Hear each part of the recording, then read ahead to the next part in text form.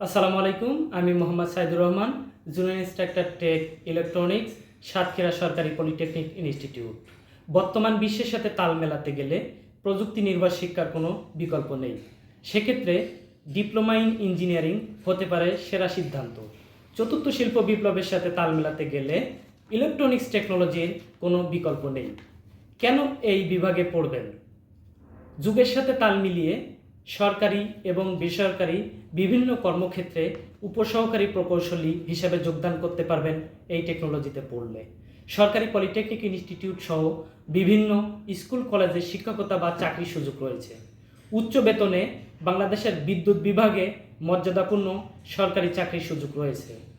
বিদ্যুৎ উৎপাদন, বিদ্যুৎ সঞ্চালন, বিদ্যুৎ বিতরণ কোম্পানিগুলো যেমন পিজিসিবি, ডিপিডিসি, নেসকো ইত্যাদিতে উচ্চ বেতনে উপসহকারী প্রকৌশলী হিসাবে চাকরির সুযোগ রয়েছে। Mobile network, tower maintenance, IPS, generator support, data centre support সহ বেসরকারি অনেক ক্ষেত্রে চাকরির সুযোগ রয়েছে। মধ্যপ্রাচ্য সহ মালয়েশিয়া, সিঙ্গাপুর সহ উন্নত বিশ্বে টেকনোলজি নির্ভর চাকরির সুযোগ রয়েছে। ডিপ্লোমা শেষে বিএসসি ইন ইঞ্জিনিয়ারিং সম্পূর্ণ করে বিসিএস সহ ব্যাংক, বিমা, বিভিন্ন আর্থিক প্রতিষ্ঠানে চাকরির সুযোগ রয়েছে। আরও যে সুবিধা রয়েছে, শিক্ষার্থীরা প্রতি সেমিস্টারে উপবৃত্তি হিসাবে 5,000 টাকা করে পেতে পারো।